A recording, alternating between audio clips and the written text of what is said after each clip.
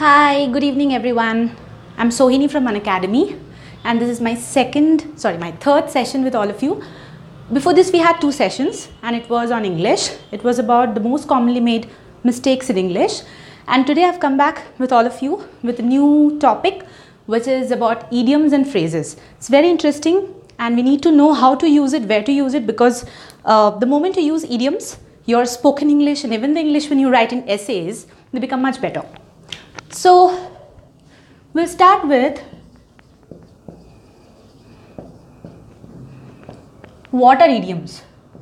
What are they? They're basically a bunch of words. Could form a phrase, could be phrases, could be just words, could be single words, could be more than that.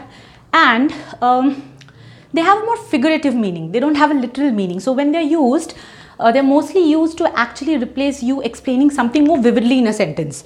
So इसका मतलब ये है कि अगर आपको कोई sentence में कुछ एक्सप्लेन करने के लिए बहुत लंबा चौड़ा एक्सप्लेनेशन देना पड़े, उसको आप रिप्लेस कर सकते हो with a much smarter and crisper version of it, which is called idioms. So these are actually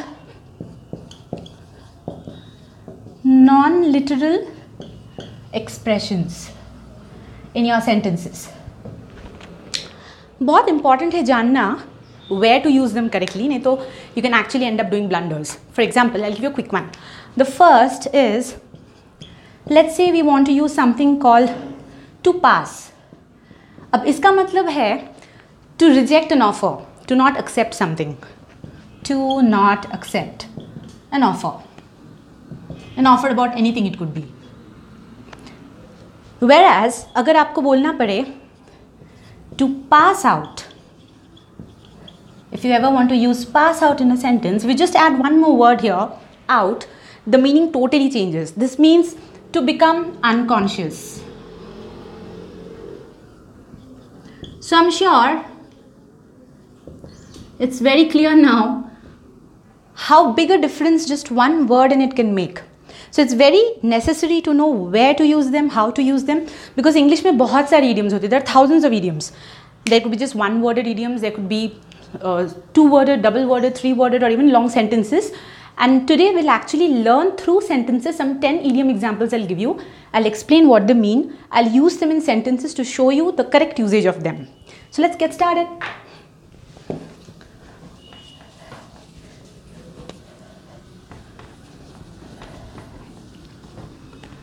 Idioms are really very interesting. The moment I start taking examples, you'll actually get to know how and where you can use them in your sentences to make them sound much better instead of going for long descriptive ones. The first one. Number one. A hot potato. अगर आप इसके literal meaning पे जाते, गरम potato does not really mean anything, right? But now you will get to know where in sentences they are used and you will figure out what the meaning is. So hot potato is generally used when we want to talk about some burning hot issues.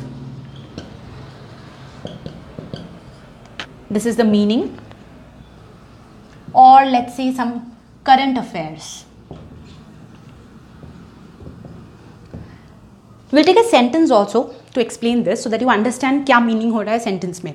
So in general, a hot potato is generally used for any hot burning issues which are going on, जिसके बारे में लोग बहुत बात कर रहे हैं, या फिर कोई करंट अफेयर जिसके बारे में आप बात करना चाहते हो. तो अगर आपको लेट्स से फॉरेन एड के बारे में बात करना हो कि this is like the current affair now, how would you put that sentence using hot potato? So I would say foreign affair, foreign aid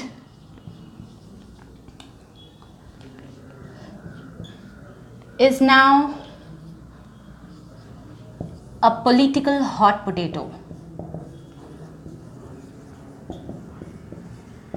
So now you have learned something new. So in a sentence, when you want to talk about something, we want to talk about foreign aid being one of the most current affairs that people are talking about. We want to use this more appropriately in the sentence to mean that foreign aid is now a current affair. So foreign aid is now a political hot potato. This is the first usage. You have learned one. The first idiom is this. Now we'll switch over to the next one.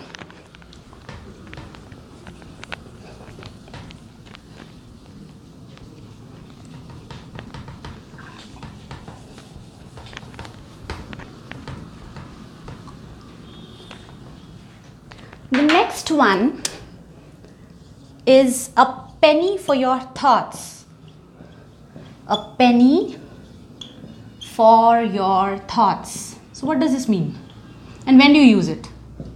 Sounds really nice, right? So penny for your thoughts is actually something which you would want to ask someone. It's a very nice way of asking someone what they're thinking about. तो मान लीजिए आपका दोस्त बहुत देर से आप देख रहे हो कि बहुत गहरे सोच में डूबे हुए कुछ सोच रहे हैं, and you want to ask that person what they're thinking about. So that's when you would actually like to use this idiom, a penny for your thoughts. How would you use it? Let's say, Annie, you look very pleased. आपने देखा, somebody named Annie is very pleased. So you're saying, Annie, you look very pleased. And the next question would be, what is that person thinking about? So the way in which you're going to use this idiom would be, can I have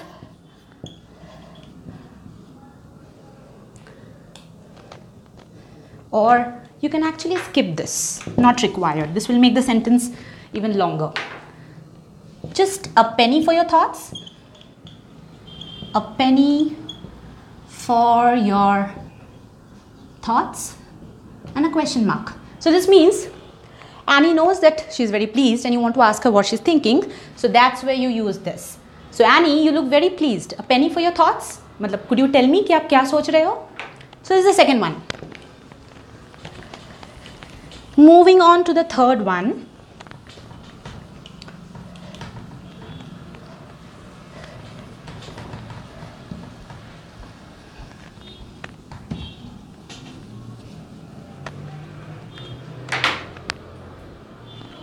At the drop of a hat.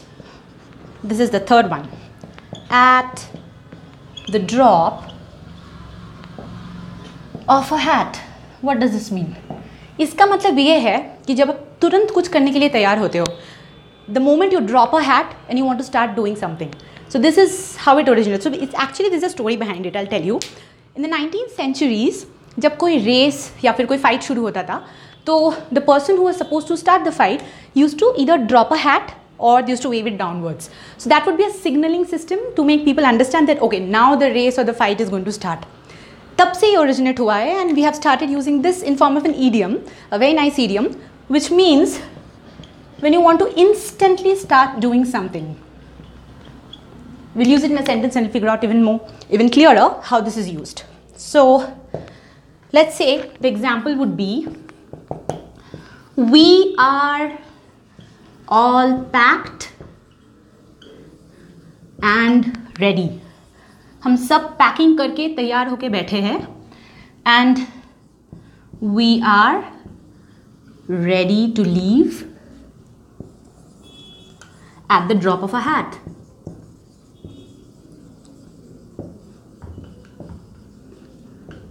So it's that simple. So this means कि हम लोग सब तैयार होके बैठे हैं और हम लोग तुरंत निकलने के लिए तैयार है. We can just start off doing something. So whenever in any kind of sentence you want to express this kind of a meaning, which means that you're instantly ready to get started with something, that's when you can use this idiom, at the drop of a hat. Clear? We'll start with the fourth one.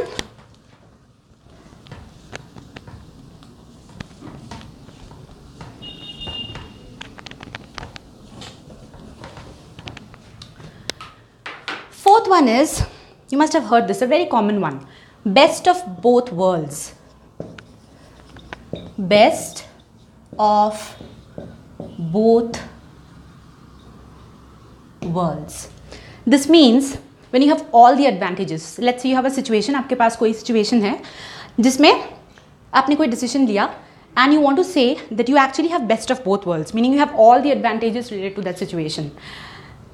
Nice one, right? We'll see how it is used in a sentence, okay? So, working from home, this is the example. Working from home is very luxurious. You can have best of both worlds. Best of both the worlds. So what do I want to mean over here? I want to say that working from home is really luxurious because I have all the advantages. What are the best of both the worlds over here? The first thing is you have the luxury of working from home comfortably, and the second one is I want to say that I have a job, so all the benefits related to having a job is also there. So I have all the best case scenario. It's a win-win situation. So that's when you use this idiom, best of both the worlds. Clear? Now we'll move on to the next one,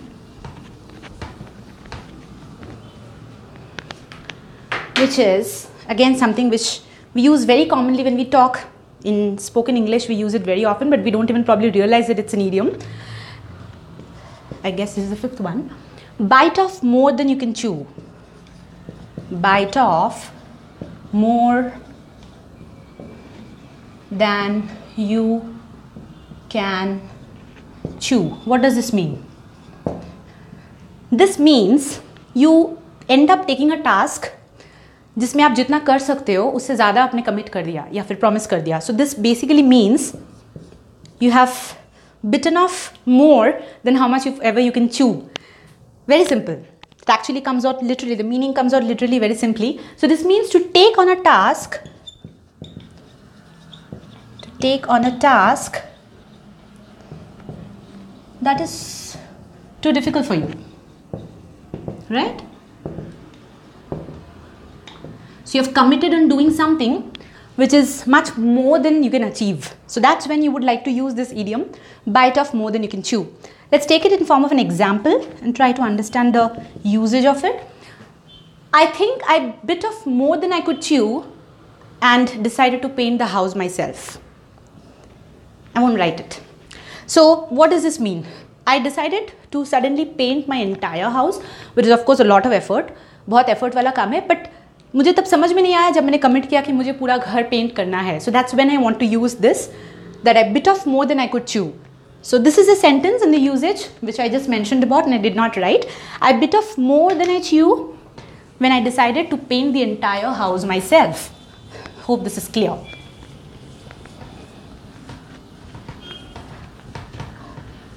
Moving on to the next one. I'll try not to write all the examples that will actually make it go faster for you. The next one is cross that bridge when you come to it. You must have heard many people use this. Cross that bridge when you come to it. काफ़ी simple है meaning. आपको वो bridge तभी cross करना है जब आप वहाँ पे पहुँचते हो, उससे पहले नहीं. So even in English, the literal meaning or even the meaning of this idiom would be to deal with a problem when you come to it. To deal with a problem when you come to it and not before. तो आपको कोई problem के बारे में बात करना हो जो आप जब वहाँ पे पहुँचते हो तब डिसाइड करना है, उससे पहले नहीं डिसाइड करना है. That's when you would want to use this idiom, that I would like to cross the bridge when I reach there, not before that. So I guess even this is simple. I'm not going to write the example. I just mentioned and explained how you're going to use it. We'll quickly move on to the next one.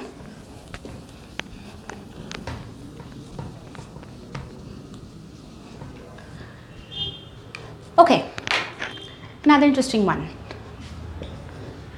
Every cloud has a silver lining. Every cloud has a silver lining. When do you use this? जब आप बहुत optimistic हो, जब आपको पक्का पता है कि भले ही कुछ problems है, but I'm still hopeful that something good is waiting. Right? So that's when you would want to use this idiom. I'll use it in a sentence and show you. So, though he had failed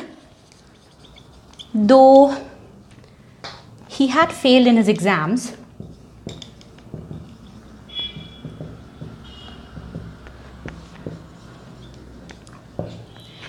he knew that every cloud has a silver lining.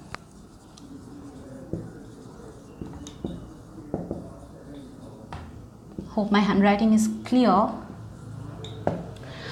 So this is where you use it, right? So you are very optimistic about the entire situation, right? He's a person who has failed in his exams, but he's not giving up on the hope. He knows that if he's going to study more, he's probably going to pass next time. So that's when he would love to use this. Every cloud has a silver lining. So though he had failed in his exams, he knew that every cloud has a silver lining, which means that he's hopeful that something good is going to happen. So you're just being optimistic. Whenever you want to use this in a sentence where you want to express optimism, that is where you use it. Clear? So we'll move on to the next one. Let the cat out of the bag. Let the cat out of the bag. इसके पीछे भी एक story है, which I will tell you very quickly. So in medieval times, what used to happen is, बहुत सारे livestock ship होते थे एक जगह से दूसरी जगह. So there would be piglets, ducks, hens and all, जो सैक में बंद करके ब्रोकर्स, जो लिवस्टॉक ब्रोकर्स होते थे, वो लोगों को बेचते थे और वो एडवर्टाइज करते थे कि वो कोई एनिमल को बेचने वाले हैं. तो अक्सर लोग क्या करते थे, द स्लाई वंस, वो डिसऑनेस्ट वंस, वो कभी कभार बैग में instead of the animals that they have advertised for, they would put in a cat, because cat would not be that valuable compared to the other animals for whom they have advertised. So when the people who would probably not suspect what is there in the bag, उनको खरीद के घर पे लेके जाते थे and they would figure out कि नहीं उसके अंदर actually जो animal advertise किया गया है वो नहीं है, कुछ और है, a cat है. That is the time when they would say that I have let a cat out of the bag, which means to reveal something that was not supposed to be revealed. So to reveal something that was confidential or supposed to be kept confidential is when you use this idiom. Let's say मेरा birthday है and there's a birthday party which one of my friends is arranged for, but he just let the cat out of the bag by disclosing that he has arranged for some kind of a party. So that's when you would use this idiom. Let's say Tim just let the cat out of the bag